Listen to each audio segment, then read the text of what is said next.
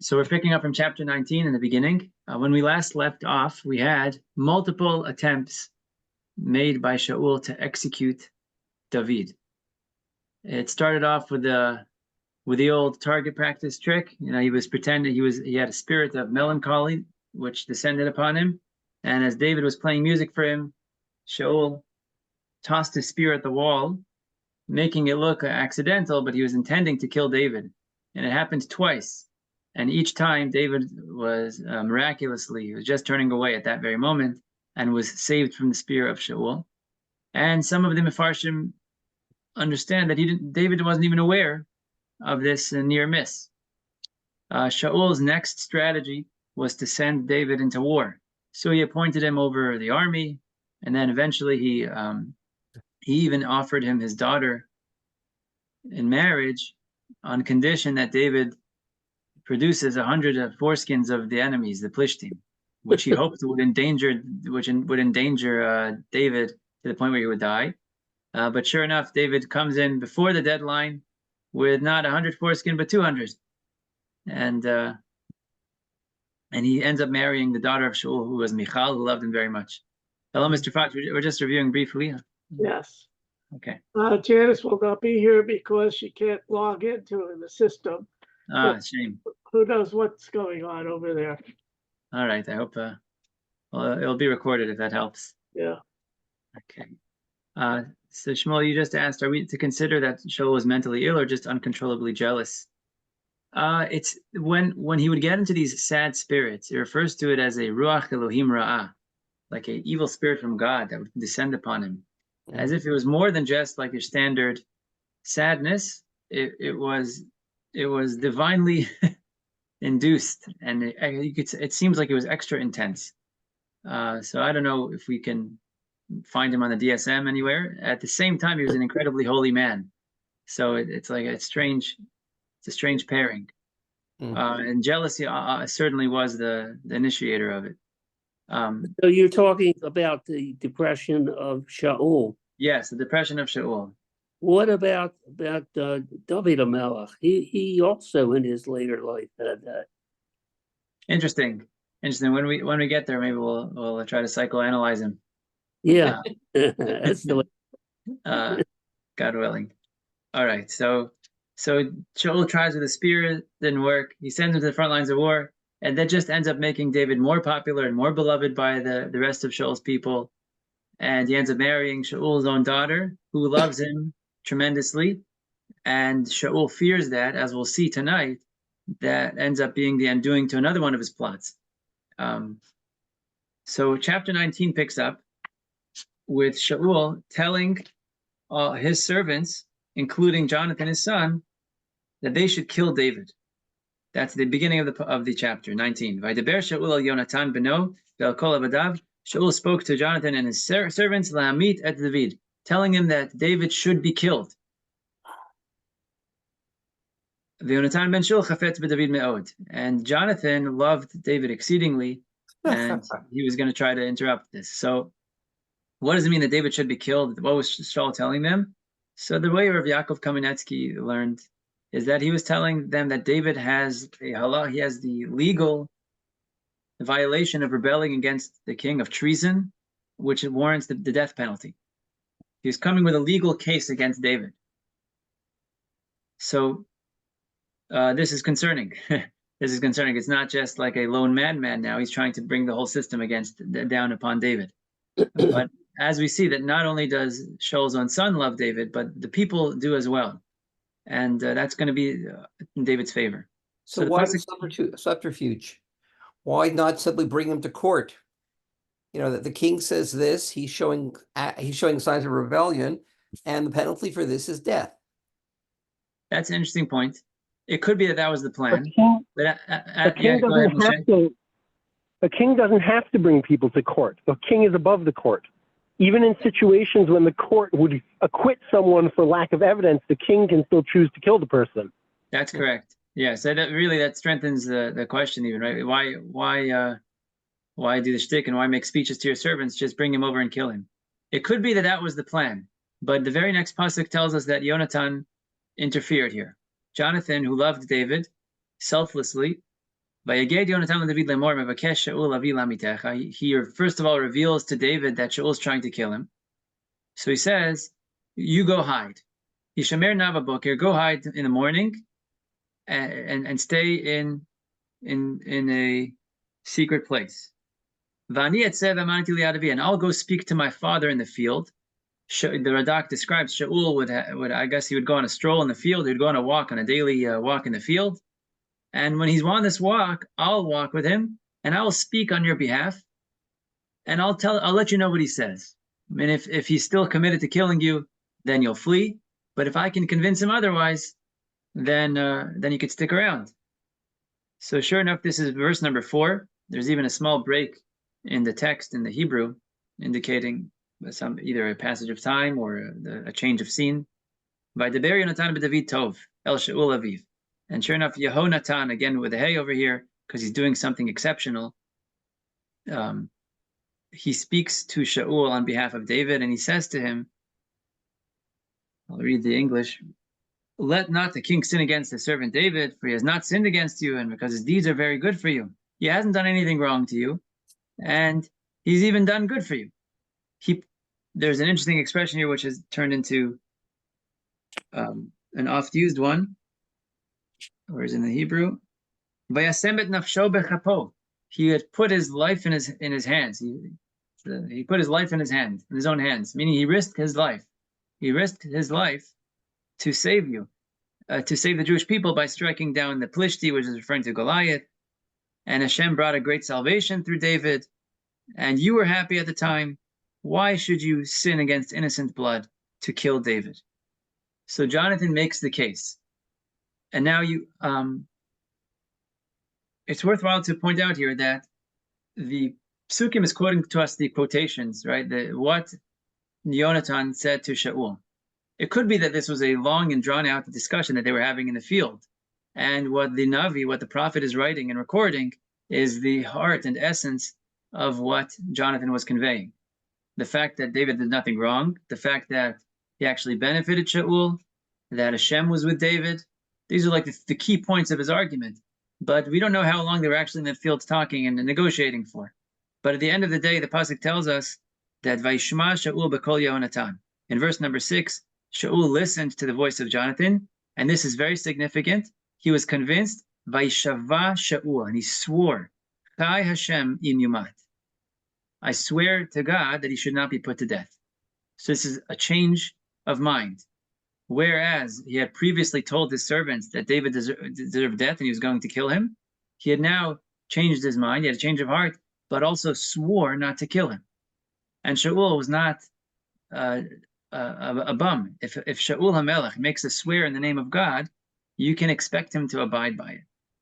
And this was something that was a great victory for Jonathan. So Jonathan calls David and he tells him everything that had happened.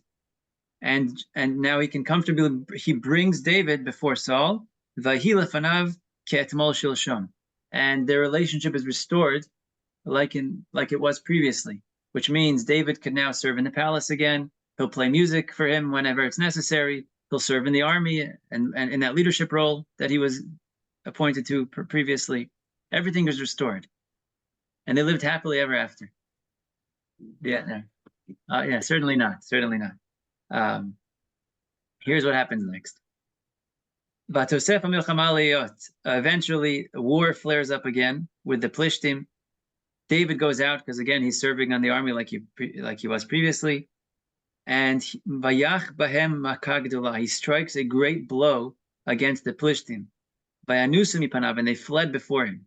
So again, here's the brave and powerful and courageous David showing his might, which you can expect incited again the jealousy of Shaul. As much as he swore to God, this was very painful for Shaul to witness. And the very next verse tells us about the ruach Hashem ra el Shaul, and the spirit of God was upon Shaul again. That spirit of sadness and melancholy descended upon Shaul, and he's sitting in his house holding his spear, and David again is playing the harp before him. So a familiar scene again. It's almost like deja vu. But this time, Shaul doesn't even try to hide his intention. As he's holding the spear and David is playing, Vayivakesh Shaul lakot b'chanit b'David u'bakir. He wants to strike David, that it should pass through David and stick into the wall. Vayiftar mipnei Shaul, and David just escapes. And he was aware of it this time. The David nas v'malet balaylahu. So David ran away, and he escaped that night. Escaping balaylahu means later that night he's going to escape, which is a story that's about to unfold. David runs away from the palace. Shaul sends messengers to the house of David, which, by the way, is also the house of his daughter Michal. And he says, watch over the house, and in the morning, I'm going to execute David. Michal peeks out the window, apparently, right? She discovered that her father's guards are watching the house. And she tells David, if you don't run away, you're going to die. You must run away tonight, otherwise tomorrow you're a dead man. I see that my father's servants are outside. So first of all, why did Shaul wait until the morning? Send your messengers and take David out of the house and kill him. So he didn't want, the Radak says, he did not want to execute David before his daughter Michal. He was concerned for her feelings. Yeah, I'm killing her husband, but it doesn't have to be in front of her. It doesn't have to be when she's in the house, when they rip him out of the house. So he's going to wait till the morning time when everyone's off doing their business. The guards will come and take David. So that's why he was waiting overnight, which is interesting, right? Even in his wrath, even in his decision to execute David, he's still exercising compassion towards his daughter. But this is just enough for Michal to save David's life. And in a classic, in what has become a classic scene in movies, David is lowered through the window at night. He's lowered either through a back door or a window. There's an interesting machloket in Chazal, whether it was a back door or a window. That's one of the debates in Midrash. And then she takes truffin, which means like figurines, mannequins. She puts a mannequin in David's bed and puts goat's hide, like hairy goat's hide, by the head of the mannequin. So it should look like he's schluffing in bed and his hair is on top over there. Yeah, it's classic. You know, you should name the movie. Ferris Bueller's Day Off, etc. Lahavdil. That's where I got the idea from. Right? He's so that's verse number 13. She sets up this fake man in bed. She covers him in the garment. Sure enough, in the morning, Shaul sends his messengers to take David. Vatomer, and Michal says, oh, he's sick in bed, he can't come, sorry. So Shaul realizes David knows that I just tried to kill him. He's not going to come to me. I'm sure he's faking it. He's probably pretending to be sick in bed. So he tells his messengers, bring David in his sick bed to me. No, lift up the bed and bring him here. Vayavoa malachim in verse number 16, and the messengers come, veinat rafim el amita, and they find a mannequin in the bed. And the hide of goat skin is by the head. So now Shaul realizes that his daughter deceived him, because his daughter said that David's sick, and apparently he's not even in bed. Right? So this is already personal. So Shaul says to Michal, why did you lie to me? Lama kachari mitani? And you're sending away my enemy that he should run away? So Michal says to him, Hu amar elai shalchini lama amitech. He told me, send me away. Why should I kill you? Michal lied to her father, and she said that David threatened her life, that she should let him go, otherwise he'll kill her. Why is Michal lying to her father? Because if you protect the king's enemy, then you are against the king and you've committed treason. So to preserve her own life, she's telling her father that it was under the threat of death that David ran away. This is a complicated web in the Shaul household. This sounds like mental illness. It sounds with Shaul, yeah, it's very depressing to see that the anointed one of God, Shaul, the king of Israel, who had prophesied before and who had done such victories and great salvation for the Jewish people, he's fallen to such an awful, awful state, trying to kill David HaMelech. who only continues to see Siyata Dishmaya and God's assistance. It's so tragic. And It's so prove tragic. himself that he is loyal to Saul. It's very Yeah, sad. time and again, time and again. It's really tragic. So, where does David go? David snuck out the window that night. Where did he go? David Barach. This is Pasuk 18. David Barach. David ran away. He fled. By Vo el Shmuel Haramata. He came to Shmuel in Ramat. In the Ramah. Vayaged lo et kol asher asa lo Shaul. Vayelechu Shmuel vayishvu benayot. And David tells Shmuel, already now the old prophet, what happened and what's happening. So him and Shmuel go and they sit in a place called Nayot. And here, this is seemingly a very benign pasuk, that the fact that they sat in a place called Nayot, it's a proper noun. However, all the commentaries here go wild. First of all, if the actual spelling of the word in the Tanakh is with the vav first, nevayot, which sounds like it means beautiful places, and neve is a beautiful place.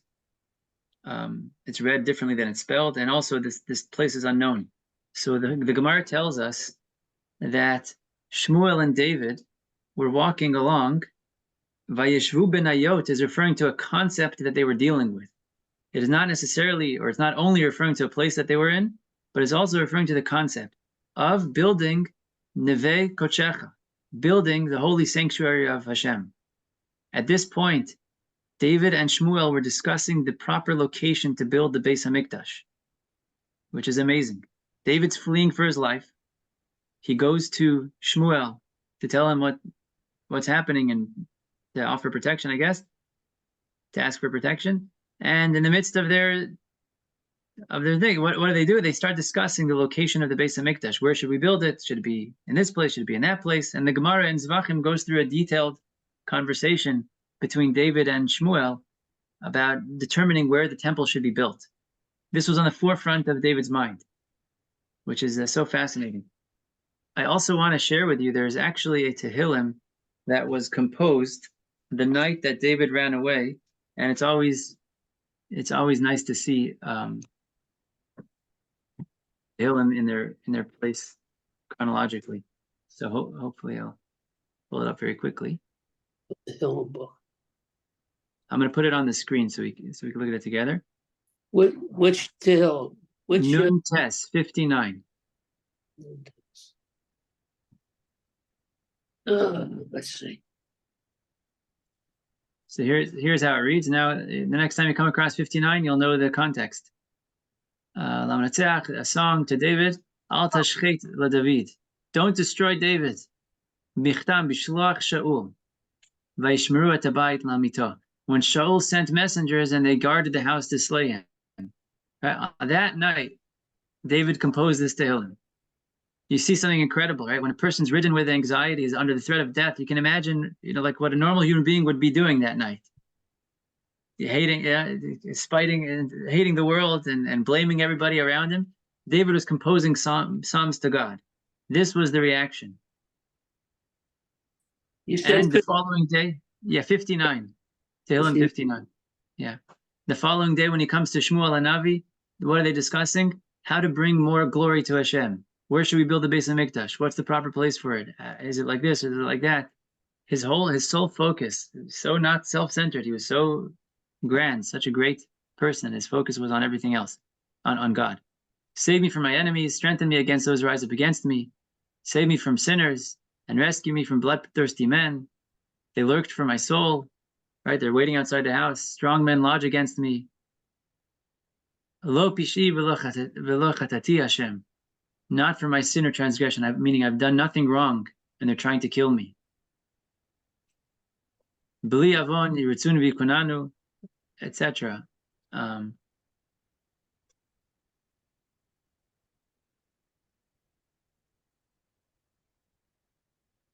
Let's trying to find one thing here.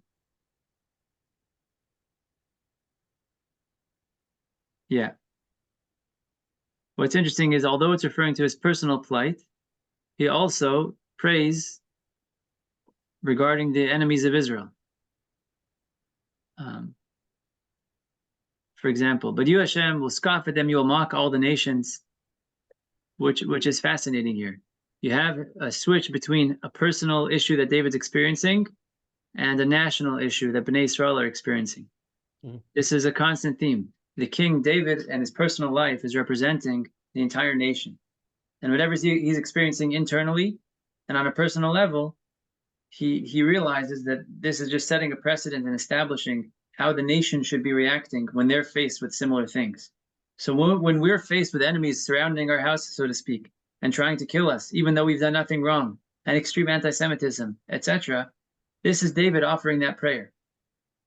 In his individual story, it was this thing that happened to him with Shaul. But he realizes that I am a microcosm of all of Klal Yisrael, of all of the Jewish people for all of history.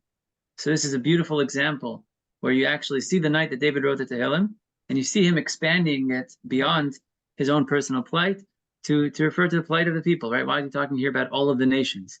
He's talking about Bnei Yisrael and the glory of Hashem on this planet. So, okay, it's just a beautiful thing I wanted to take a detour to see. Not part of our regular davening. Yeah, this is not one of the ones we see frequently. Maybe a line here or there, but yeah. It's not part of regular davening, but part of our tradition. Okay. So David runs away to Shmuel, and they go to Nayot, which we said is a place called Nayot near the Ramah, but also they're discussing where to build a temple. That's just the backstory that Chazal offer. Sure enough, Shaul hears about this. Vayugad Shaul lemor, Hine David benayot barama. David is in, they tell him David's location. So this is the most fascinating thing. Hashem has many ways to protect a person. Here we're going to see a trick that I think nobody but Hashem can employ. You could set booby traps, etc., but this is a very unique way. Shaul finds out that David's in the Ramah with Shmuel, so he sends his messengers to go get this guy so he can come and kill him. Vaishlach Shaul malachim lakachat David. Who found out who? Shaul discovered that David had fled to Shmuel, to the Ramah. So Shaul the king sends his messengers to go grab David and bring him back to be executed. Vayar et la'akat hanevim nib'im, u'Shmuel omed nitzav aleihem. V'tiyah malachei Shaul ruach Elohim. And the most fascinating thing happens. As the messengers of the king, of Shaul, approach David, they see Shmuel sitting with his apprentices. Shmuel was the prophet, and he was training other people to become prophets as well. Whether they're engaged in meditation or deep study or philosophy, whatever it is they were doing, they were training to be Nevi'im. And suddenly, Vatihi Ruach Elohim on the messenger of Shaul, Vaitnebu Gam Hema. Suddenly the Spirit of God descends not just on the prophets that were there, but even on the messengers of Shaul. And when a person's experiencing prophecy, he's completely incapacitated. So either this was a full-blown prophecy, which will knock you out on the ground because your physical body is put out of commission temporarily, or they were just experiencing a heightened state of Ruach HaKodesh, and they were praising God and started singing songs to God, right? So they're coming, marching towards David angrily, and suddenly they're transformed into these prophets who are singing praises to God. So Shaul finds out, the word gets back to Shaul, look what happened to your messengers. They're over there, they've completely abandoned ship. They're not going to fulfill their duty. So he sends a second wave of messengers to go grab David, Vaitnebu Gam Hema, and they also start prophesying. So he sends a third group, and the same thing happens to them. This is Hashem who's sending down his prophetic spirit on everyone within the proximity of Shmuel to protect his anointed one, David. So Shaul says, okay, I'll just do this myself. So Shaul himself, the king, who wants to execute David, he himself personally goes to the Ramah. And he says, he comes to this place and he says, where's Shmuel and David? And they say, oh, they're in Nayot, in the Ramah. Vayoylech Shem el Nayot barama, and sure enough, as he approaches the location, Vati alav gam hu ruach Elohim vayelech haloch ve'idnabeh. Shaul, also begins to prophesy. Ad ba'o benayot barama, until he comes to the place of Ramah. It sounds like it's while he's in transit, while he's moving, he's prophesying, which means it's not a full-blown prophecy, but it's Ruach HaKodesh, which puts him in this like elated, heightened spiritual state.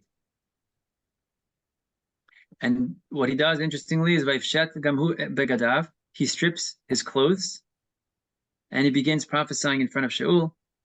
Vaipol Arum Kolayamu B'chol all day and all night.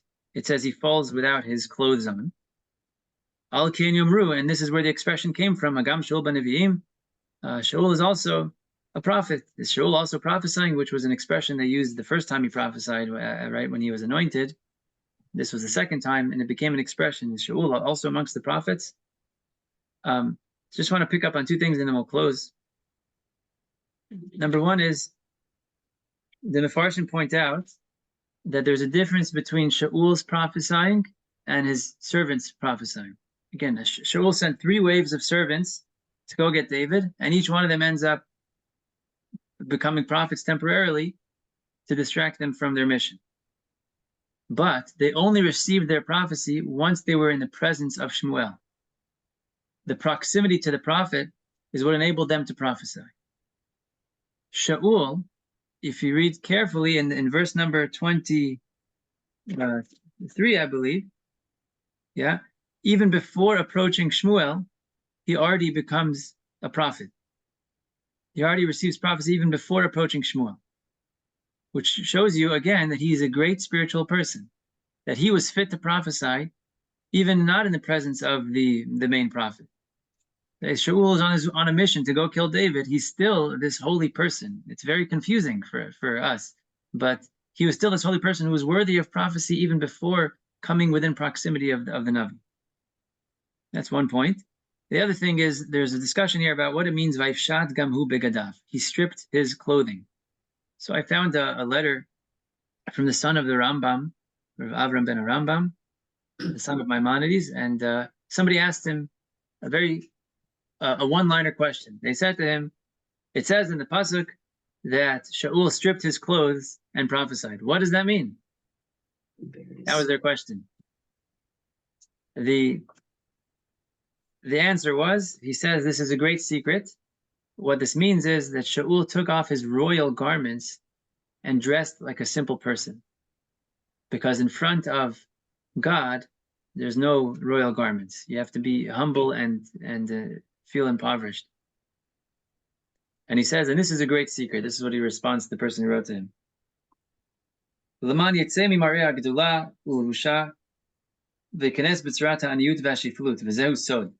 So he fascinated. It's interestingly, you're right. Not that Shaul was naked, but that he took off his royal garments to stand humbled before God because he's experiencing this extreme state of closeness to God. There's discussion about what a person should wear when they're davening, when they're standing before God. You don't want to dress too haughty. You also can't dress too shlumpy. Right? You have to be respectable and humble in front of God. That's the state a person approaches. Okay, so we're going to leave it off at a cliffhanger, which is actually the end of chapter 19, that Shaul and all of his messengers have now been incapacitated, basically, and they cannot get to David. Hashem is protecting David in this most interesting and remarkable way by pouring down a prophetic spirit on anybody who comes within range. So no one's able to attack David. And that's where we'll hold. Until next time, God willing, we'll pick up in chapter 20 next week.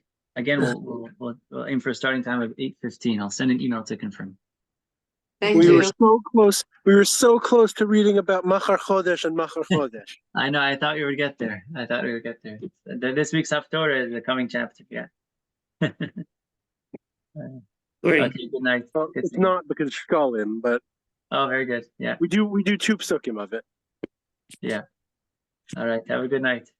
Good night. Same to you.